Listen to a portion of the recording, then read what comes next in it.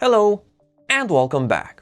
Today will be a slightly different episode than the regular content, since rather than building or simulating a circuit, I will be having a small chat with one of the people that made widely accessible simulation possible.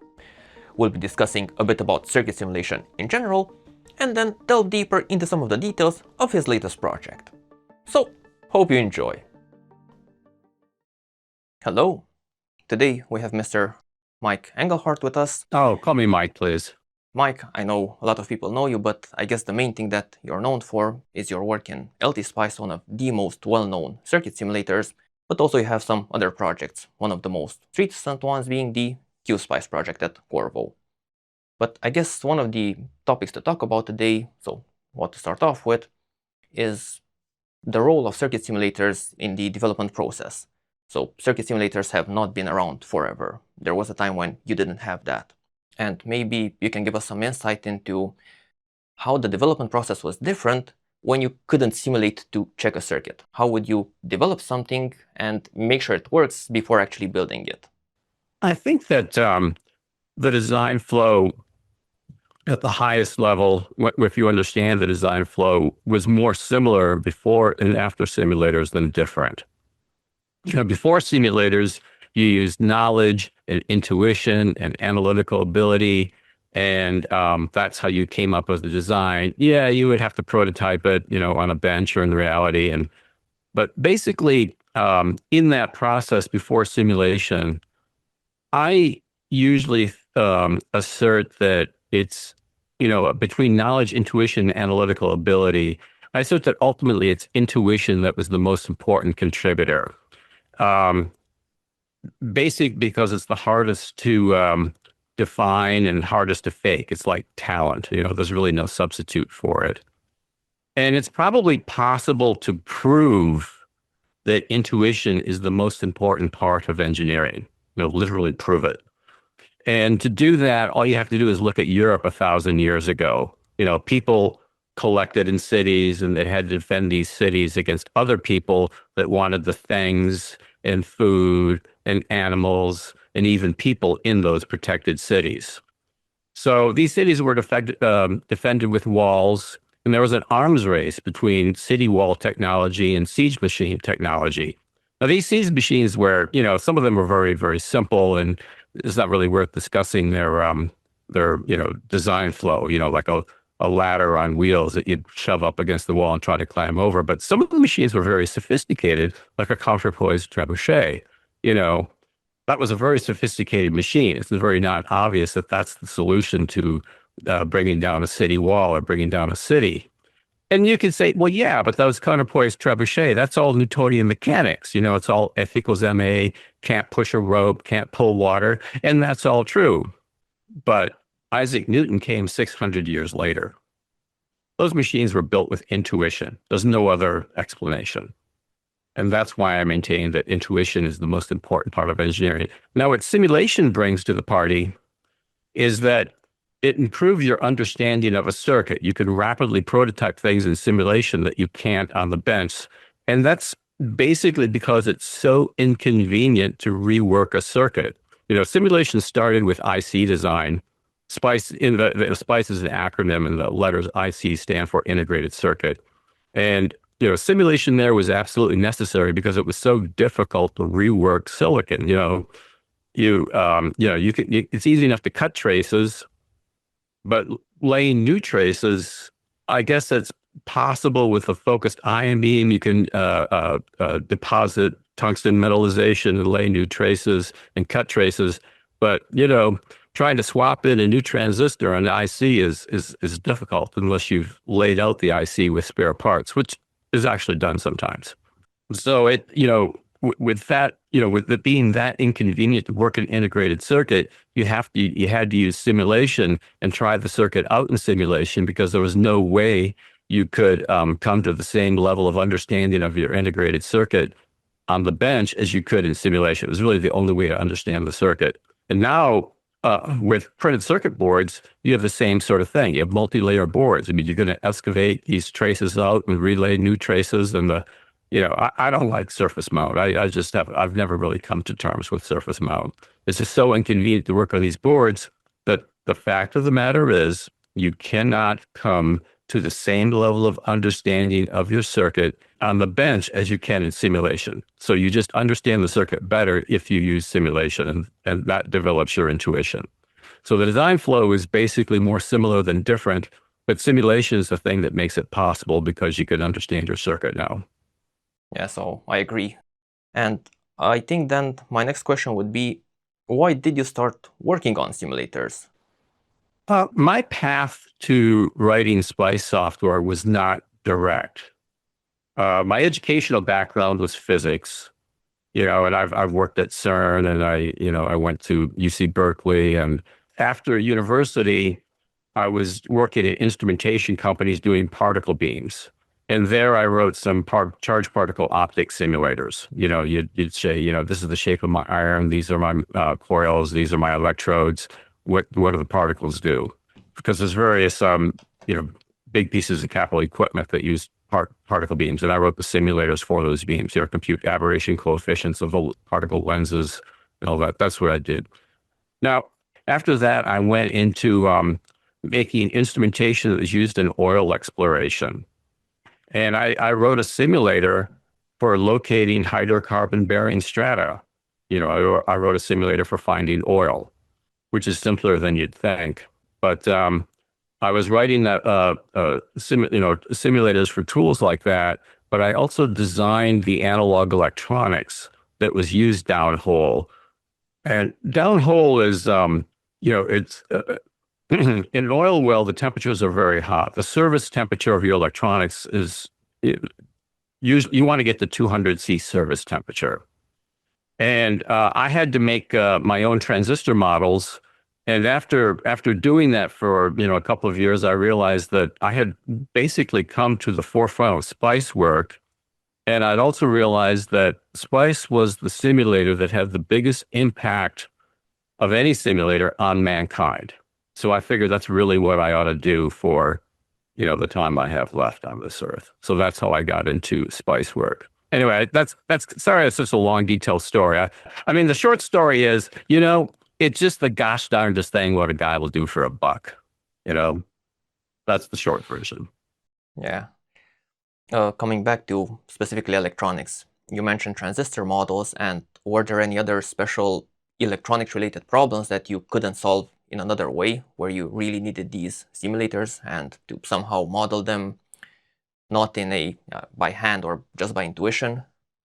I've had 2 episodes with simulation design that I think that makes the simulator basically unreplaceable. There would have been no way to have come to that design or realization without a simulator.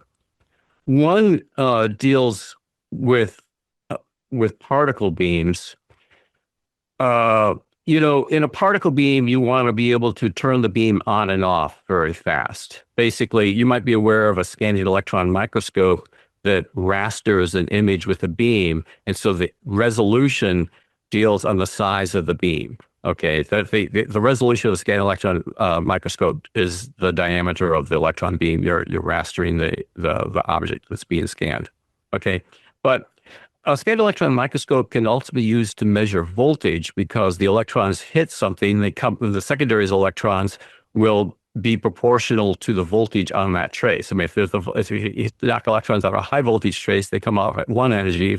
If it comes at a different voltage, they come off. If the trace is at a different voltage, the secondary electrons come off at a different trace. So you can measure voltage with an electron beam.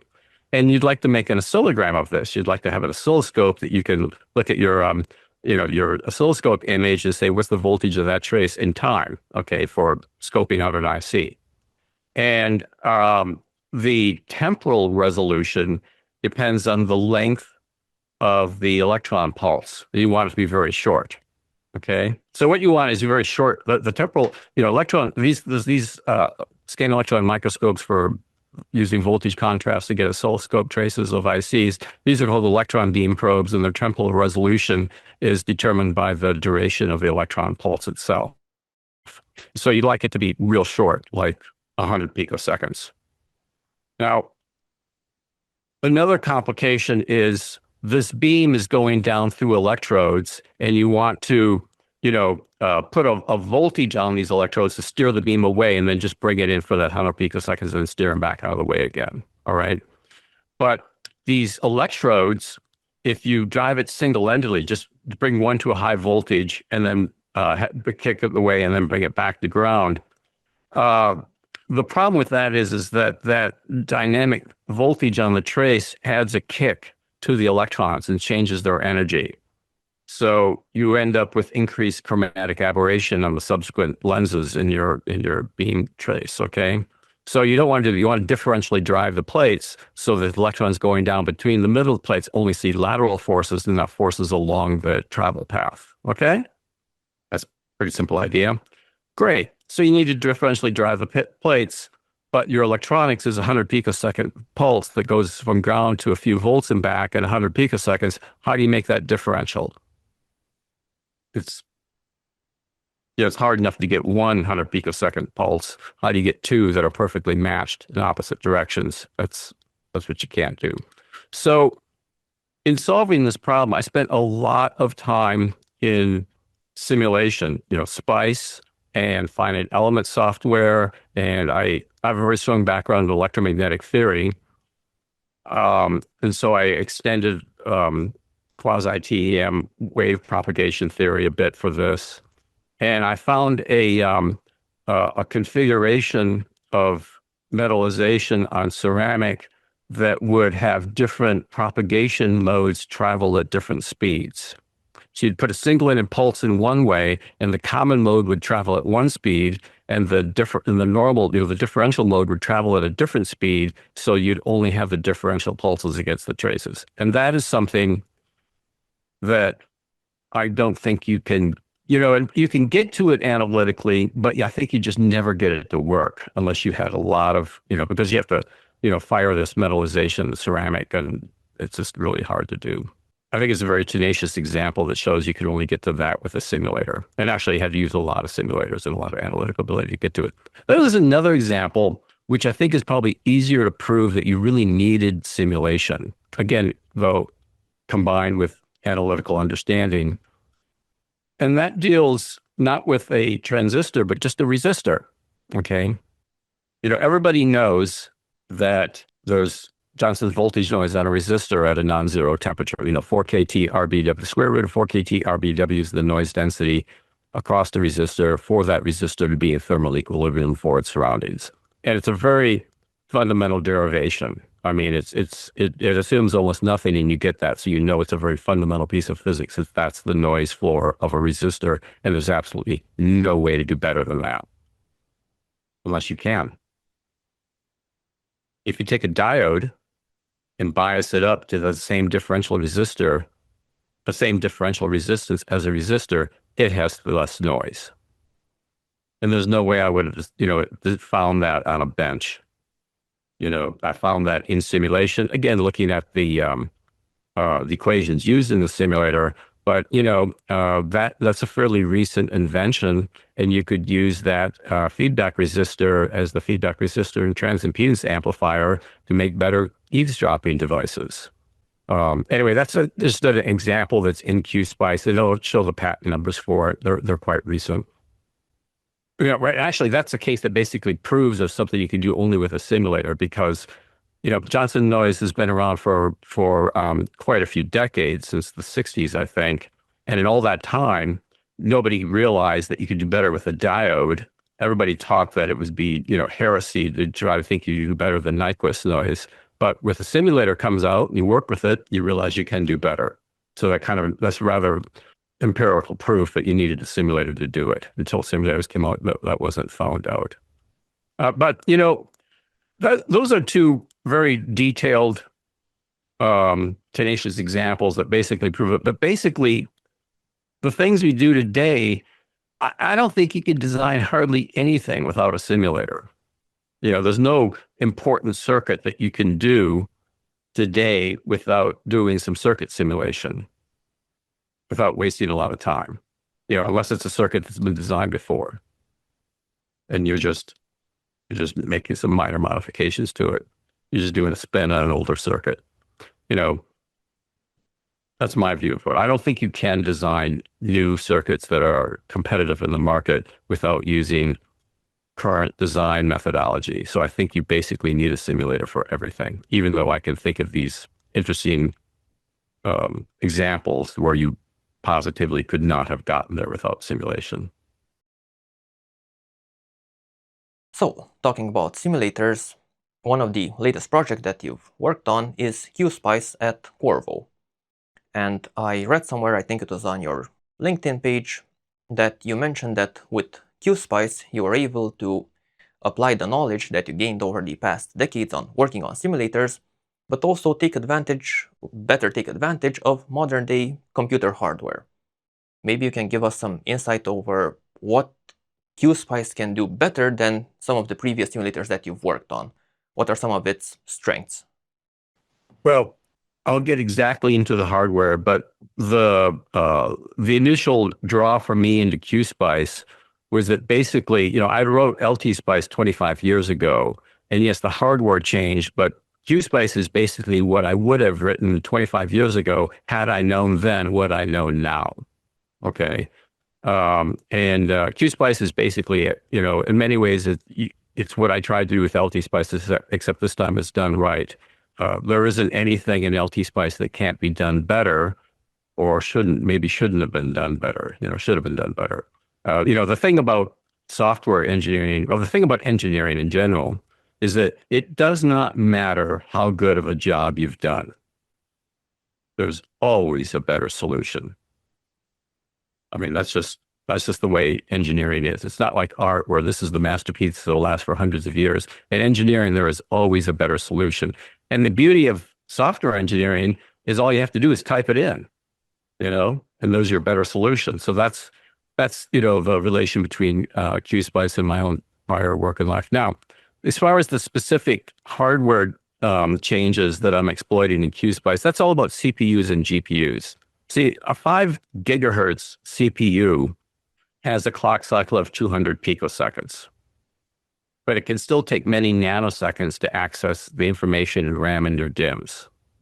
So what this means is computers compute faster than they can look up. Okay, so you never want to use a lookup table. You want to use methods that don't use a lot of memory. It's all about utilizing the on-chip cache and hoping and preventing your simulation, your computation from spilling out of on-chip cache. That's the way you write a simulator today. If you want it to run, 5 times faster than other stuff. And so in doing that, in Qspice compared to other Spice programs, I removed probably 90% of the calls to malloc. I mean, I don't even need the memory, let alone the function call. I just don't even bother calling it with the change of algorithm. In software, you generally want to change. You basically would like to replace data with procedure. Like a waveform file. You see all these waveform traces. Some of those traces aren't there. They're equations that you're plotting from other data. The waveform files are smaller because there's all these equations. If you want to know the current in the current of the resistor is not in the data trace. It'll say, oh, I got these 2 voltages. I know the conductance, and you just plot this equation. It's called I of R1, but really it's just plotting an equation. So you want to replace data with procedures from a CPU. That's the overall method. Now GPUs are probably more interesting because it's captured your public attention to with GPUs, but basically Spice generates a lot of data. Yes, I try to replace as much of that data with procedure, but they still generate a lot of data, more than you could possibly plot with a CPU. You can't possibly plot all the data with a CPU for the amount of data it makes. And so there's these compression algorithms that basically every Spice program uses so that you can, so it doesn't take, 10 minutes to refresh the plot of your waveform screen. Okay. Now, it would be nice if you could plot very fast. Okay. And so you have to look at where graphics technology is. Now, the thing that drives graphics technology is teenagers' video gaming needs. GPUs are developed so that teenagers can play video games. And that's simply because there's more teenagers that need to play video games than there are scientists that need to plot data. That's the reality of it. Okay. I mean, teenagers need faster computers so they can score more points, so they can buy more weapons, so they can kill more space zombies. It's all in the name of progress. It's okay. I'm good with it, even though I've never played one of those video games myself. Now, in a video game, you have to, render the image so you can see what you're shooting at. And to render the images are tessellated into triangles. And you basically could compare one graphics card to another by how many triangles it can draw. And that problem has been solved so emphatically that you can literally draw two right triangles connected at their hypothesis, so that it looks like a rectangle or a line faster than you can draw a line. It's preposterous. And when it draws those two triangles, there actually dithers the pixels. So it's actually extrapolated to a higher resolution than your screen hardware can show it to you. I mean, the dithering isn't a cosmetic thing. It's actually a more accurate representation of that line.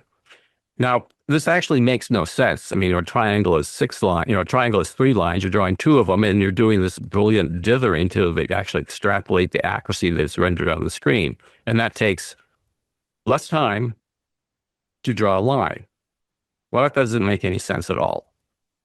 And that's because it's not actually true. It takes longer than to draw a line. It takes longer to draw 2 triangles in a line. But the thing is, the question isn't how fast you can draw 2 triangles versus a line. The question is how many triangles you can draw between video frame updates.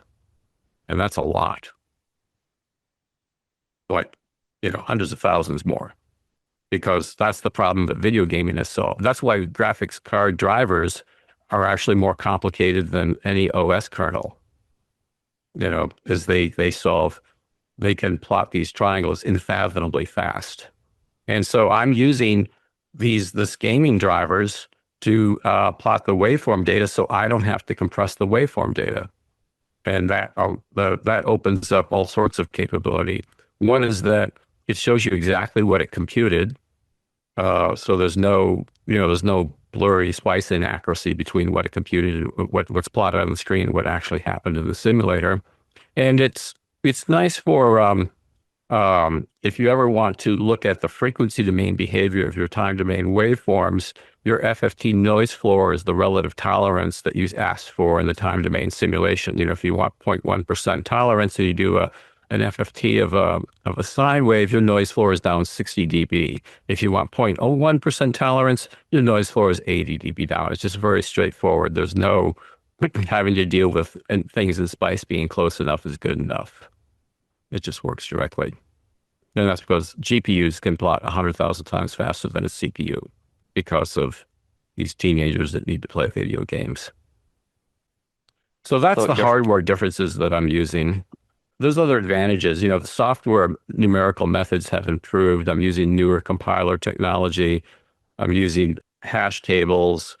I've my own compilers that will take equations, the analytic equations of a device, and then coalesce all the predications so no floating point operation is ever needed to evaluate it twice in evaluation of a device. I have other technologies, but that's the stuff that goes into Qspice, and that's the stuff because, well, I've been writing physical simulators since 1975. I learned something in that time, and these are the methods I'm applying in Qspice.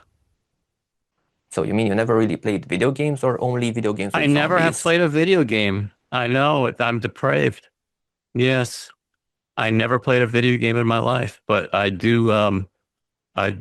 have lots of video cards to try them all out, make sure that my routines work. I got the AMD card. I got the 2 NVIDIAs, and I have an RTX 5000, workstation card, with 32 gigs of EEC RAM in it. That's the main one I use. Yeah, so some would say it's being put to waste, but I guess that even with the simulator, you can fully take advantage of these cards and of the power that they offer. Yeah, you wouldn't be able to run. So there was another angle to this and going to Qspice. So in these drivers, these gamer drivers are only run on Windows. So that, that's basically the reason why Qspice is only on Windows and not Linux. But Windows today, I think from Windows 10, required a GPU to install. So I know the GPU is there. And I don't have to, use different algorithms for different computers. I just know that it's there. I have one API to address for my graphics, and it all works straightforward. And you don't have that in other operating systems. Also talking about Qspice, one of the things that I found a bit odd, but it's very welcome, and that is that Qspice, although being a professional grade program, is offered for free. There's no paid version, there's no subscription that unlocks any special features. It's a free program with everything that it can offer from the beginning. And as you said, it takes a lot of effort and a lot of knowledge to create this program. So what is really the business model behind it? How can you actually make it free while still offering it at the quality that it is? So definitely the most profitable idea I ever had in my life was to give away Spice software. And it started with when I transitioned from oil exploration and charged particle optic simulation writing to writing LTspice. When I was thinking what to do, in the months before starting LTspice, I thought, well, I should do a Spice program. And then I looked at the market and talked to people, and I had EDA representatives tell me, well, we completely own that market. And, and if you don't think we own that market, we gross $3 million a year from it. And that was a hard message for me. I took a message different than they intended to tell me. What I took from that is that it was a tiny market, that, trying to compete with a total addressable market of $3 million was just not economically interesting. The fact that they owned it was not a concern, because I was certain I could write a better Spice program than they had. But that didn't interest me. But the fact that it was just such a small market, you couldn't live competing for $3 million as the total accessible market. So I had to rethink what I was going to do. And I thought, well, what if instead of being in the EDA industry, electronic design automation industry, which is like the umbrella under which Spice sits, and what if instead of being in EDA, what if instead if I was in the semiconductor business, I wrote the same piece of software, but I would give it away and use it to sell integrated circuits from the semiconductor manufacturer. Okay. Then I could use the same piece of software, same effort, and instead of trying to compete for $3 million, I would use it to sell $2 billion a year in ICs, and basically compete in a larger totally accessible market than I could even imagine. That was my plan. That was my design. And then I found a company that wanted a similar piece of software, and I got a job there, and I harbored this plan to do something different. And eventually I got to it was rather contentious employment there. I had a very different idea than what they wanted. And eventually they made the decision. I tried to explain it to them very slowly, methodically for months. And, finally the CEO made the decision. And at the end of the day, I was privately, pulled aside and told, okay, you can give away LTspice, not crippled, to everyone. It's all right. I solemnly accepted that decision, drove home, closed the door behind me, and literally fell on the floor laughing, because I knew I was going to be rich and famous. It was hardwired. And that is exactly how it happened. Okay. And, everyone associated with LTspice did extremely well. I mean, it was the most important part of marketing for Linear Technology Corporation. I was the most visible person to Linear Technology Corp. I was basically the brand of Linear Tech. And I spent more time with customers face to face. Well, you met me in your life. You saw what I did. I traveled all over the world telling everybody why they needed to use LTspice, teaching people how to design circuits, and here's hundreds of linear tech parts to use in it. It worked extremely well. And it was a great business model because it operated in plain sight and nobody could figure out what I was doing. You know, it says, why would you give away a free Spice program? People are still confused decades later as to how this is possible. Now, with Qspice, Qspice has a slightly different business model because it has to beat LTspice's business model. Yes, Qspice could be used just to sell Qorvo parts. I mean, you'll see Qorvo parts in Qspice. But unlike LTspice, Qspice is actually free for everyone to use. If with LTspice, the license is written such that if you're a semiconductor manufacturer, you can't even use it in-house, let alone use it to promote your product for sale. Okay, Qspice has to do better than that.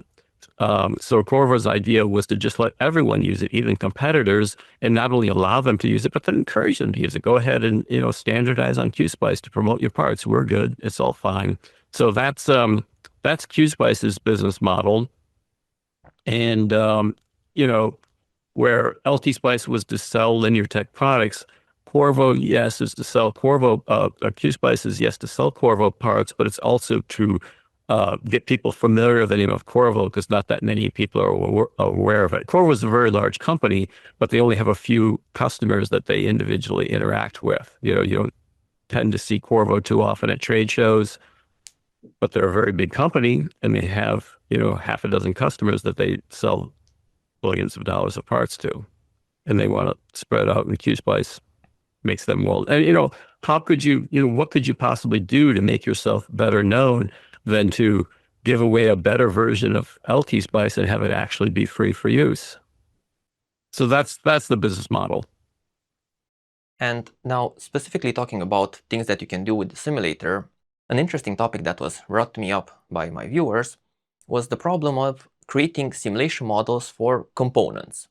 I mean, for something like a resistor or a capacitor, it's quite easy to model, but when you go into things like diodes or transistors, I mean, you have the datasheet, you have all the parameters there, but if the manufacturer didn't give you a simulation model, then you're kind of stuck.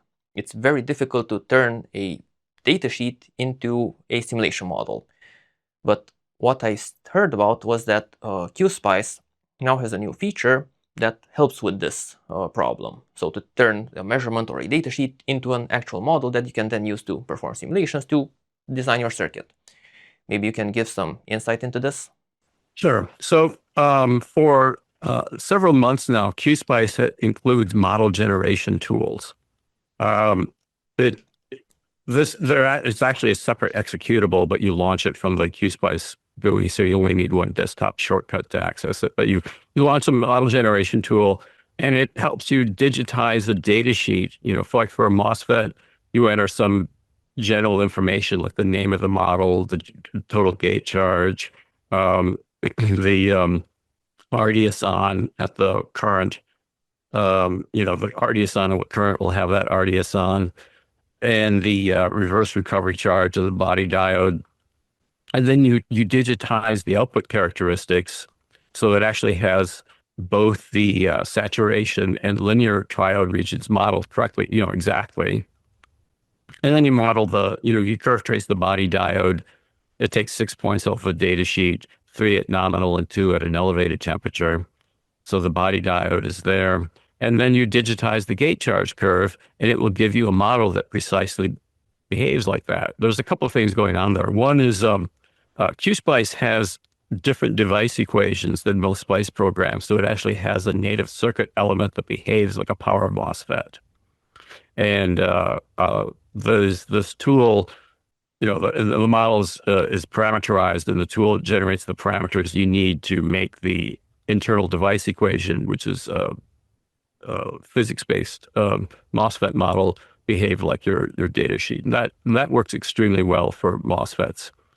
The technology in that software was plumbed out also for diodes. It has this very good diode, body diode matching thing. We can just do the diode, the diode. If you just have some diode, it'll do that a la carte. And you can match the reverse capacitance of the thing. There's a little extra feature there. If you have a varactor, you can model the varactor with the diode modeling tool. And because JFETs are also square law devices like MOSFETs, it's not a big deal to write a model generation tool for JFETs. So those tools are there. They, basically, if you can read a data sheet, you can make a model. Only takes a couple of minutes to make a model. And it's often better than the models supplied by the manufacturer of those devices. And that's really just because there's a big difference between knowing how to fabricate a transistor and knowing how to make a SPICE model. They're really not that close of skill sets. They're very different skill sets. And since the equations are extended over Berkeley Splice, it's not a generic model. You're somewhat targeting. You're targeting the Qspice device equations to run that model. So that's what it has. That's you know, it's a big deal. It's a real big deal that you can just make a model probably better than the vendor gives you or the manufacturer gives you. It only takes a couple of minutes, and you know exactly what is modeled and what is not. So as you said, I've noticed that there's diodes, MOSFETs, and JFETs in the model creator. Are there any plans to include other types of components, like your bipolar transistors or something else? Something in the future, maybe? Well, the problem with doing a bipolar transistor basically is a consequence of electrical engineering culture. MOSFETs are more modern transistors, and when MOSFETs were released, they almost immediately, now the MOSFET data sheets in the 70s didn't have enough information to make a SPICE model, but their behavior was sufficiently different. By the 80s, the data sheets had enough information in the data sheet. You could tell whether or not that transistor would work in your circuit would not. It had detailed information. It had output characteristics. It had RDS on information. It had gate charge plots. It had the body diode, all well documented. And so with a data sheet from a MOSFET, you can make a SPICE model. Now, I've never seen a bipolar data sheet with remotely enough information to make a SPICE model. You really can't ascertain if that bipolar transistor is going to work or not until you solder it in and you power it up. So it's basically a cultural thing that even if that model generation tool existed, it wouldn't be usable because you don't have the input data to digitize. So I don't really anticipate a model generation tool for bipolar transistors coming into play. I mean, to some extent, this begs the question, how are the models available for bipolar transistors made then in the first place? When you How to make a do? bipolar transistor model, you have to have your own equipment for measuring the things, And I've done that too. I mean, I can curve trace transistors. I have my own very high performance pulse curve tracer for measuring output characteristics because I've extended the device equations. For example, with JFETs, if you curve trace a JFET and then look at the way you can fit it in SPICE programs, they're not really close. The equations for JFET are actually not correct in SPICE. And I don't care if you're using, LTspice or Hspice or spend $100,000 on Spectre. There's just the equations are not correct. So I took the data myself and made new extended device equations because they have this elaborate quasi-saturation region where they go from acting like a resistor to a current source. And, some JFETs their quasi-saturation region is actually bizarre. Normally the more you enhance the FET, the higher voltage, the drain source voltage you need to get it to act like a current source. That's what you expect of all FETs. Not some JFETs. Some JFETs you need so much drain source voltage independent of how much you've enhanced the channel. It's bizarre, but that's the way they physically behave. Some JFETs actually behave like that. So that's entirely different device. You can't represent that behavior in most SPICE programs. But in Qspice, I did that. I have the equipment to curve trace those transistors, and I've made, I don't know, maybe 50 or 100 models of JFETs that way. And by people who make bipolar transistors, they have their own lab for measuring all this stuff. You can't do it from a data sheet. You mentioned that for some of the components for which you're creating the models, you have some special equations in Qspice. Does that mean that a model created with this tool is not usable in another simulator, another Spice simulator? Is it only for Qspice, or can it be used somewhere else as well? I believe the diodes will run anywhere. I believe the JFETs will also. The MOSFETs, I'm not sure. I haven't tried. Yeah, actually, the MOSFETs, I think probably won't, because I use for the subthreshold conduction, I use ATA, which is consistent with the Berkeley Splice naming syntax in their subthreshold earlier attempt. So no, the model won't run exactly entirely correct at a different simulator. It is targeted to Qspice. It's an inadvertent thing, but it just deals with the technology that Qspice offers and making models for that technology. And I guess the last thing I would like to ask you about is the future of Qspice. It's still in development. This model creator just came out. Are there any new features, something interesting planned for the future, something that's still missing, something you're working on? If you can share, of course. Yeah. Well, fact of the matter is, I undertake ambitious engineering projects with substantial to enormous technical risk. And sometimes they fail. You don't hear about the failures because I don't disclose roadmaps. So, you're going to have to forgive me that I'm not going to tell you what I'm currently working on. But, for recent additions, yeah, there's the model generation tools we talked about. There are APIs for I2C and SPI. If you're going to, so Qspice allows you to write models in C, and I2C and SPI is, I don't know, it takes maybe between 30 and 50 pages to implement that in C code, even more in Verilog. It's even a bigger mess in Verilog. But there are APIs. You include an extra 6 lines of code, which is documented in the text, and then you can just call this thing to have your I2C and SPI communications done. You would just implement a callback function that would set the register when it reads and queue up another information when it asks for a write, and it takes care of all of that. Those are fairly new. I think I just plumbed those out as documented features in the last month or 6 weeks. There was a couple of toys in the thing that actually came out at the same time as the model generation tools. They're really just sound card toys. You can use the sound card as an oscilloscope or a spectrum analyzer, and also as a tone generator.